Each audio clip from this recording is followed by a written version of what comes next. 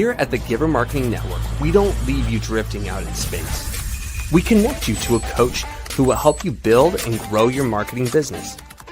Our process acts as a guide on how to connect with other businesses, maintain good relations, and establish a presence on the Giver Marketing Network. Each member within this collaborative group will have the opportunity to leverage your talent and influence, a true network effect.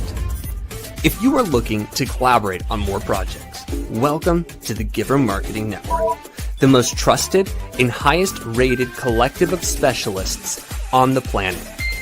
Here we have a group of like-minded professionals who focus on making valuable introductions and helping each other grow by teaming up. Imagine Upwork meets a network and a coach.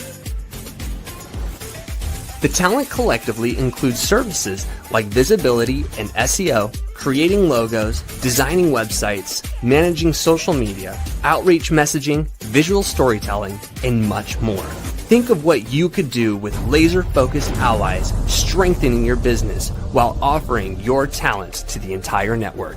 Click near this video for more information.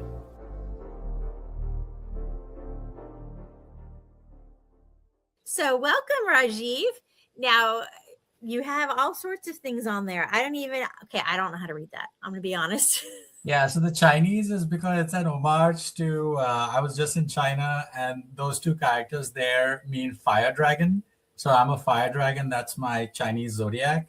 And I figured, hey, Chinese is spoken by over 1 billion people worldwide.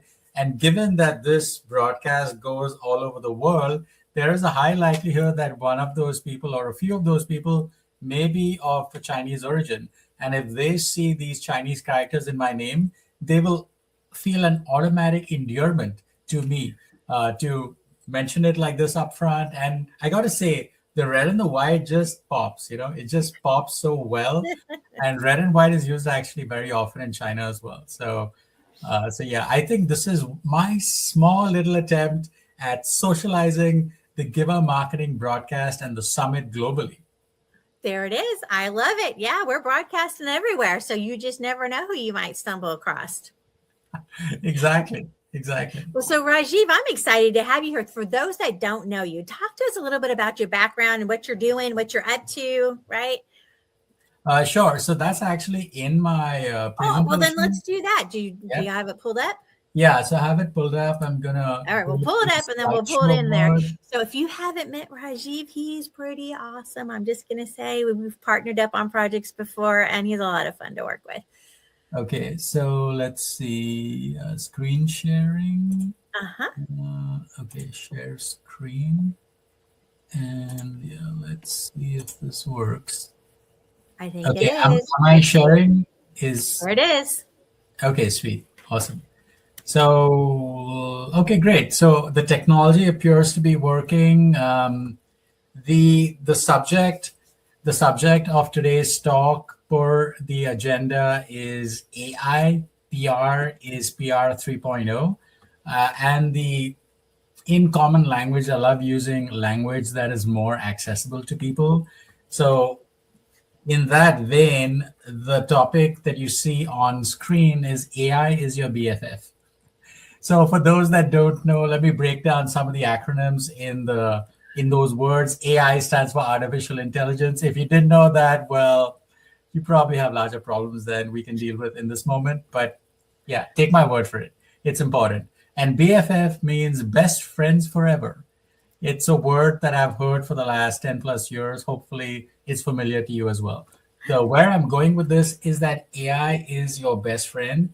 And when used the right way, it will serve you like never before. And if you heard the last broadcast where you heard Christine, she was actually talking a lot about AI, its versatility, and how it can do so many things for you. And it's about, and when you realize that, it'll transform the way that you look at it, but it'll also transform the way you look at business communication in general. So without further ado, let's dive straight into it. And I'm so glad that you have joined me on this summit, the Giver Marketing Summit, and I'm sure you'll get a lot out of it. So here is a small little introduction to answer Christine's earlier question. Well, who is Rajiv and why should you be listening to him to begin with? Okay, let me try to answer that question, if I may. So this is me. That's me, as you can see. I look exactly the same, though I think I look a little bit better now after the Ozempic. So that's me. I've been featured. Some of my greatest hits is that I've been featured in the Guinness Book of Records. I helped Unilever get into the Guinness Book of Records by helping them with their most effective product launch campaign till date, which was the launch of Lipton green tea in India. We made the world's largest online jigsaw puzzle that engaged 300,000 people every day for 6 months, and that had never been done ever before by either Unilever or Lipton in any market, much less the most complicated market of them all, India. And the campaign was so successful that it sold out this niche novelty product in a very crowded category. It sold it out nationally in retail and wholesale twice back to back, 2 months in a row. And that also had never happened to Unilever or Lipton in any market. Anyway, I'll kind of save you the gory details, but just take my word for it. I know a thing or two about marketing and marketing innovation and digital innovation, more importantly. I've also won several awards that include, but not limited to, Webbies. And I won that for Axe. We did Asia's largest mobile activation that engaged, I think it was 5 million brand interactions every day or every month or something like that. It was just massive. Take my word for it. I'm also currently a strategic advisor to various governments inside and outside New York and the US through my connections with the United Nations. And I currently am an influencer seen very often on social media. I do keynotes all over the place. Just like Christine just said, I just returned from China, where I delivered a keynote at the 110th US Panama Pacific Trade Expo. That was attended by, I think, about 300 to 400 people. So that was a massive, massive event in Sanya, China. I'm a reality TV star, author, cancer survivor, and cat daddy. Small intro about me, and I recently won an award at the United Nations for communication innovation. And the person standing next to me here is the former president of Kiribati, which is the country near Fiji. And it's between Hawaii and Fiji. Yeah, so that just goes to show that, you can trust my word for it, because I've been credited with this award by the United Nations for innovation in this area of work. And then we've worked with clients, large and small, for many years. And clients really love us because we're amazing at what we do. We're very results and outcome oriented. And they really like the fast results and the ownership of the outcome. And for anyone that's interested, I'm happy to share this deck with you. So diving straight into the matter at hand, why should you be bothered to even be worried about ChatGPT? Why? Well, the data tells us, and I looked this up just before this broadcast.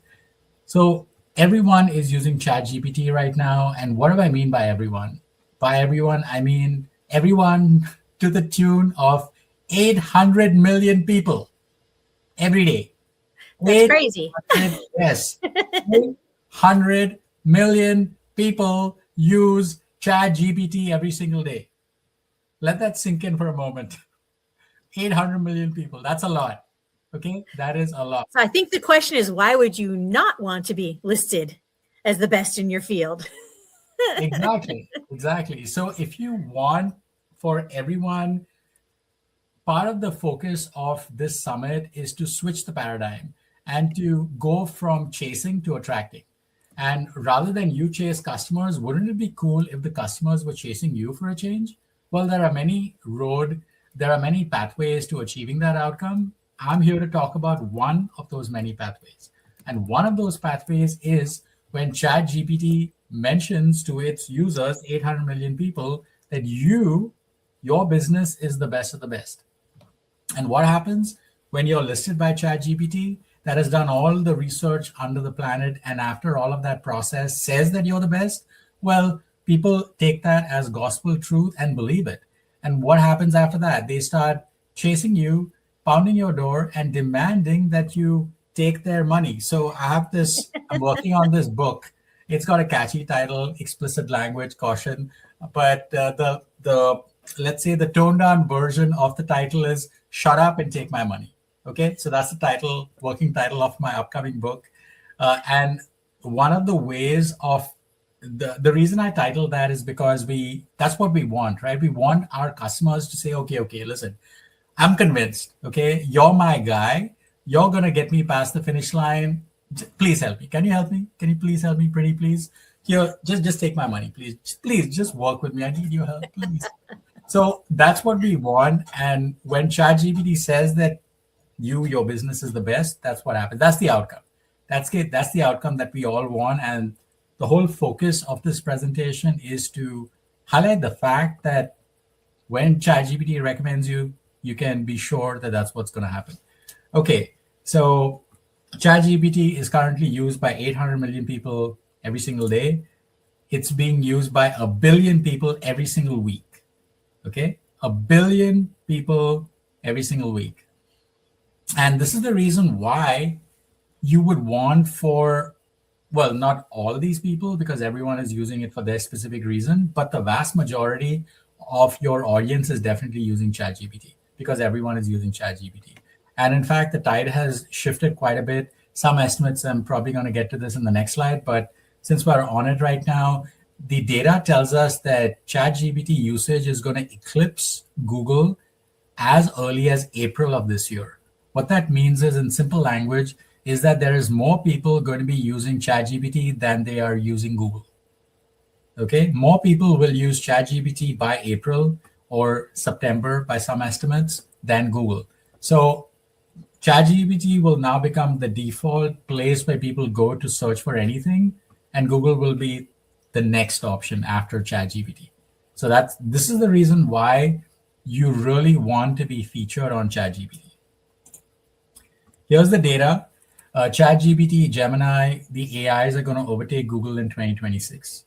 And I just kind of gave you the highlight of that.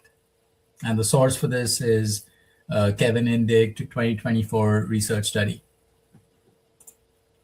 And then, so here's a case study. Since we're all very outcome oriented, it's all about the results, right? Mm-hmm. I can speak about I can extol the virtues of AI till the cows come home, but all of that is going to mean nothing to you. At the end of the day, you're thinking, why should I listen to you? What's in it for me?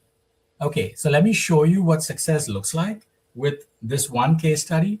And I think that should paint the picture as to what's possible when you are listed as the best. And also, more importantly, what does that even look like, right? It seems a little bit of an abstract concept.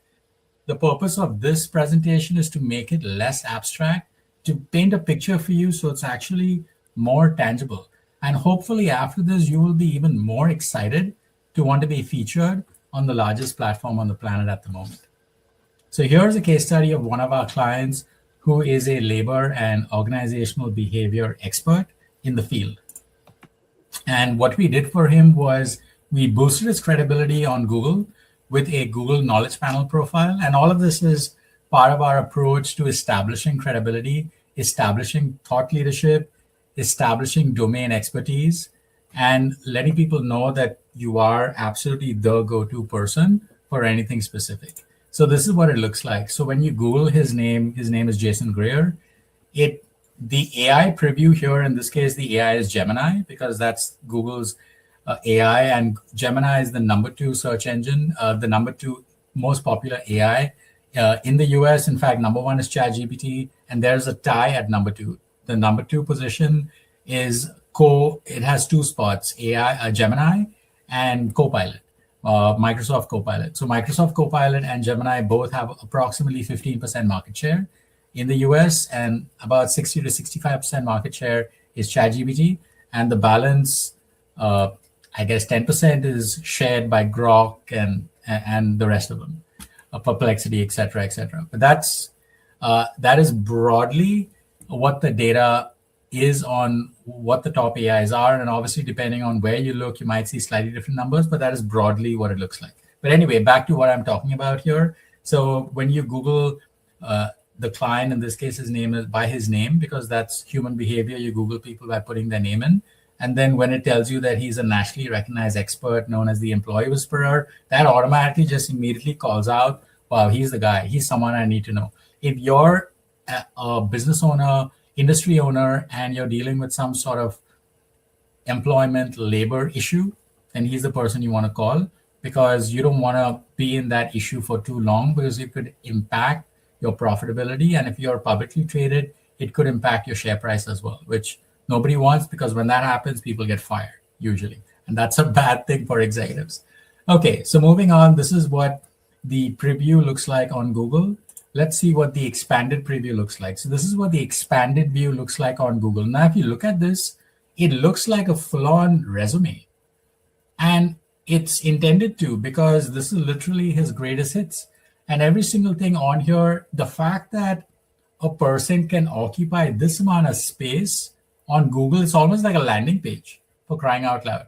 It looks like a landing page on Google where Google is saying, look at this guy. Please pay close attention to this. And it's Google that's telling you. So obviously Google has mapped and crawled all the various sources on the internet. And after doing all that, it is then coming up with this result. So anyone that is featured in this powerful way, you're going to look at very differently than anyone else. And that's the whole point of establishing your thought leadership, establishing that you're the best of the best. And this is one version of what best of the best could look like, which is via Google Knowledge Panel, but I'll get to what it looks like on the AI in just a sec.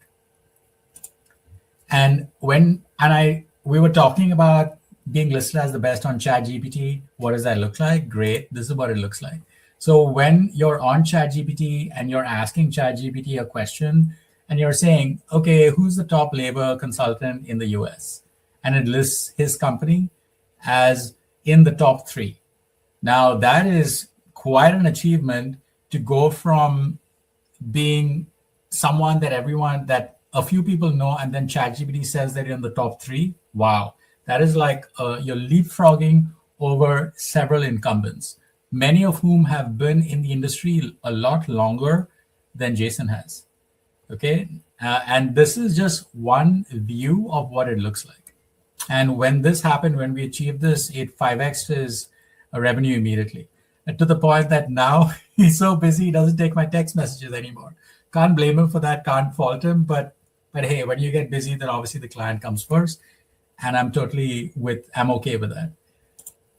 Here's another view. Who is the top labor employee consultant individual in the US? So we're varying the search result. Earlier, the search was about company. Now we're talking about consultant, the actual person. And even with that, it lists his company in the top 3 again. So that is a further validation that, this person is someone that ChatGPT trusts. And if ChatGPT trusts this person, so should you. That's the subtext here. And the results don't end there, because AI is all integrated with each other. So if one AI likes you, Google will like you. And if Google likes you, AI will like you. Why? Because they are all largely taking it from the same source. Because AI source is not the heavens. AI source is the internet. That's where it is taking the information from. And obviously, you got to package the information in a certain way so that the AI can notice it and realize it. That's a subject for another time. But the point is that you're on the internet, and AI sees that, recognizes that, and says you're the best. Google sees that, recognizes that, says you're the best. And when these two key sources are saying that you're the best, guess what's the end result? You're going to think, oh, he's the best. I should call him. If I'm dealing with that, I need to call him. Yeah, okay. So this is what best of the best looks like on Gemini, which is the number 2 AI in the US at the moment. So on Gemini, we asked Gemini, okay, who's the top labor consultant in the US? And boom, here it lists him as number 1, according to Gemini. So on ChatGPT, he was listed in the top 3. And on Gemini, he was listed as number 1. So, well, I guess still technically in the top 3, but number 1 in the top 3. So the point is, this is what it looks like on, Gemini and ChatGPT. And as a user, when you are asking ChatGPT for advice, how do I do this? What do I do? What is the best approach for this? If you're in search or shopping for a service provider, Like, for example, if you're saying, okay, I'm new to networking, I need to find someone that I can trust. Who should I work with for networking? And when you put this, it's probably going to say networking diva Christine Deane. It's probably going to say that, right? Now, when you see that, you're going to think, wow, networking diva. Well, first of all, it's got the word networking and diva in it. So that's something that tells you right immediately, like, okay, this person is all about networking and she's a diva in a good way. So she's amazing. Take my word for it. She's flipping amazing. Okay. She is amazing. Okay. And if you get on a one-on-one with her, you will see that, you will realize that, you will experiencing that in 2 seconds. You will. Take my word for it. If not, I'll buy you coffee. Okay. How about that? That's my offer. Okay. So back to the conversation here. When you are listed as the best on the AI, like Gemini, you will have that kind of result, and people are now going to be banging down your door saying, shut up and take my money. Okay, moving on. We also got the client listed in the top 5% on Perplexity. Now, the point is, you might be saying, Rajiv, but didn't you just say that ChatGPT is the one that everyone uses? Yes, I did say that. And Gemini is the one that everyone also uses because of its connection with Google. But the thing that you have to understand is that the other AIs like Perplexity and Claude and Grok and all of that, all of those are carving out their own specific niche in certain specific use cases.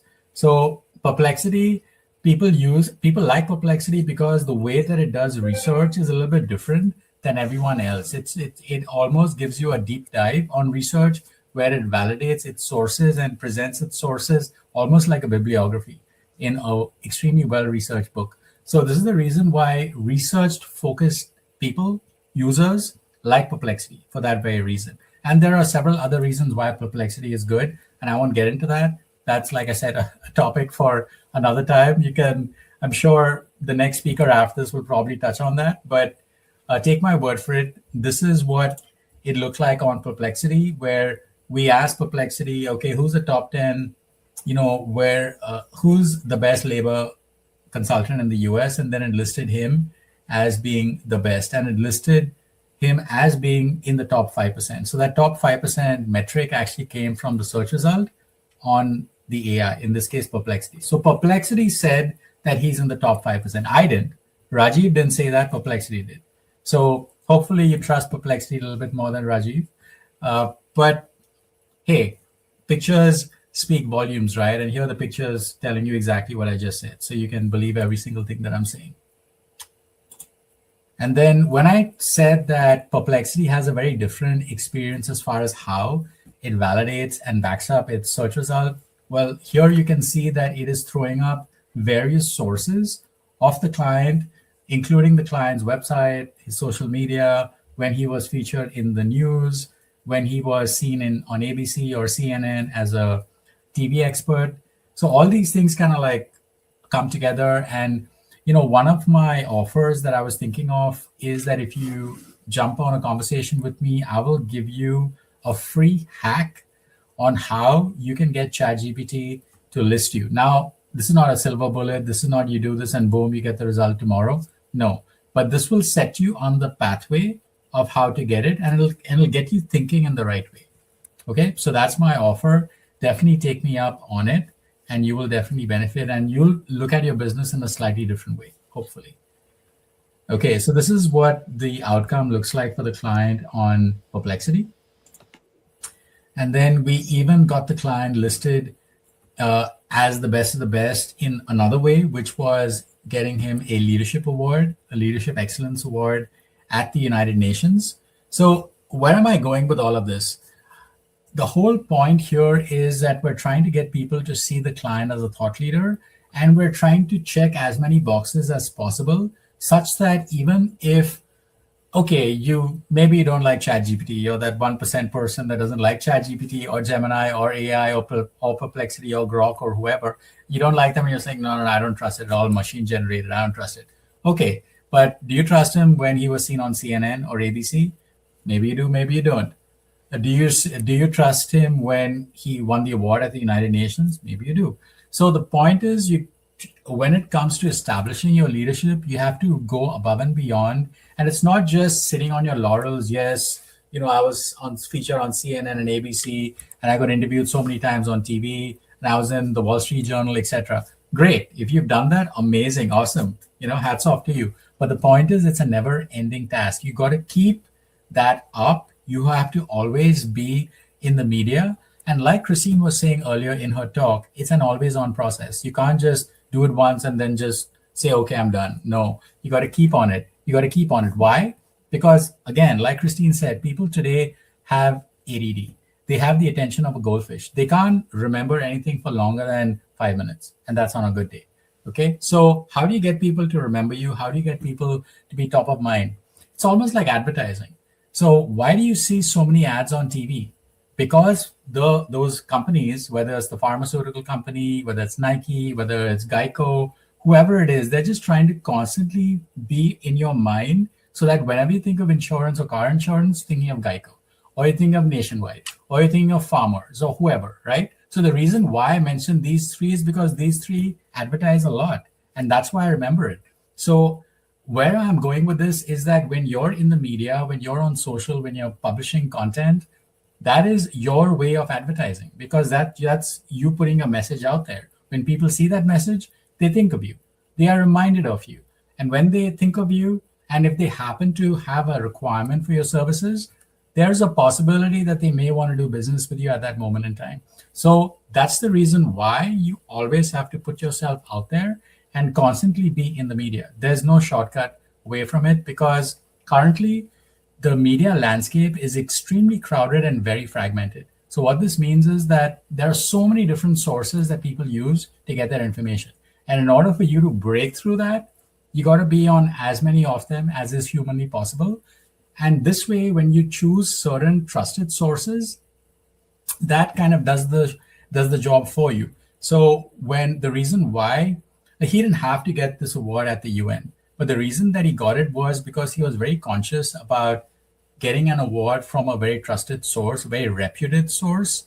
And when he got that award from the UN, his world really opened up, and that actually enabled him to do even more global business. He was already doing global business with clients all over the place in Africa, Asia, etc. But after this, that really opened up in a big way, because when people saw that, wow, he won an award from the UN, that made him even more trustworthy. So that's the whole point here. We're trying to establish trust and confidence. And that's the reason why we're doing any of this. And that's him getting the award, the Outstanding Leadership Award at the United Nations. That's actually what his trophy looks like as well. And he was standing near the former president and current ambassador to the United Nations, His Excellency Tito Tebororo Tito, the president of Kiribati, the former president of Kiribati. And of course, we have a second case study. I'll just kind of breeze through this really fast, because I hope that the first case study made the point that this is what success on AI looks like.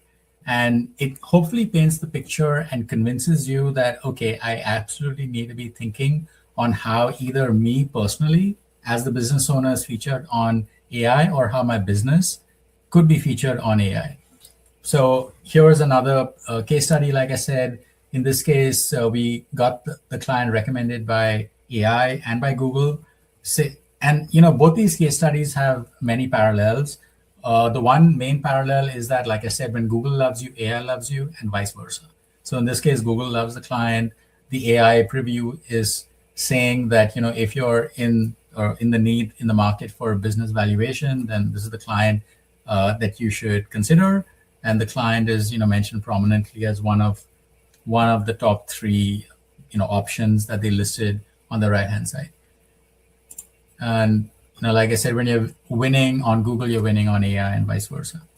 And in this case, the client was listed number one on Google, whilst also being listed as the best by Google Gemini. And then this is what it looks like. Again, this is just a quick picture, screenshot to show you what it looks like. And this is what it looked like for the client on ChatGPT when people were researching relevant keywords on ChatGPT. The ChatGPT then listed the client in specific search results, which were very relevant to that client. So this is what it looked like on ChatGPT. This is what it looked like on Grok. When it's mentioning the client calling the client out in the search result. This is what it looks like on Perplexity, which I've already shared the example from earlier. Perplexity, of course, lists its sources like a very advanced bibliography, and the client's website was listed in that bibliography. So this is what it looks like on Perplexity. This is what it looks like on Claude. And then we even got the client listed as the best by category. So perhaps it's someone's, dream and fantasy to be listed as the best CTO or the best CMO or the best, technology person or whatever. So we got him listed as the best CTO in the UK. And when Gemini validated that by saying, oh, this guy's actually the best, then that was absolutely his dream come true. And his business 10x the moment that happened, and soon after that, and it continued to 10x for the rest of the year. And this was last year. And then again, this is just more examples of what you've seen already. So I'll just breeze past it. So basically, who's the best, and the keyword here is who's the best CTO in the UK. And this is what it looked like on Perplexity and ChatGPT. And, they're all kind of basically saying the same thing. That's validating the result that this client, this person, this business, this company is the best. And you ought to take them seriously. This is what it looks like on Grok and Claude. Same thing. And then, basically, like I said before, if I know that I threw a lot at you, I hope that the main takeaway here was that if you're on ChatGPT, you will benefit. Okay, plain and simple. And one of my offers for you was that if you jump on a one-on-one with me, I will give you 5 hacks as to how you can get listed on ChatGPT as the best, which will transform you entirely. So there's several ways to get in touch with me. Sure, you can look me up on LinkedIn. You can scan this QR code. You can send me a text. And when you text me, I did that because, well, it's like you saying, hey, me, work with me. Okay. And the reason I did that is, well, 2 reasons. One is because it's unique. And secondly, because I have a sense of humor. I like to do things that make people smile. Hopefully you're smiling when you're looking at this. If you're not, well, talk to Christine. She'll make you smile. All right, Christine, no pressure. But no pressure. No pressure. And when you send me a text, what I'll do is I will, ask you, your name. You'll tell me your name, why you're sending me this text, and then I'll send you my calendar link. And then you can select a day and time that works for you. We'll love to have a conversation with you to understand exactly, who you are, what you're doing, what is your struggle right now? What are you grappling with? And this is just a get to know you conversation. I'm not here to try to sell you on anything. I'm not trying to convince you of anything either.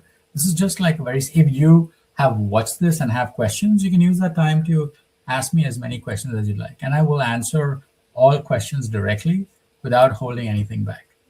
Okay. I love that. It's a generous offer. People need to take you up on that. So what did they get if they scan that? Yeah, so if they scan the QR code, it'll basically take them to my Calendly page where... Oh, there you go. All right. So text them, scan it, whatever you have to do.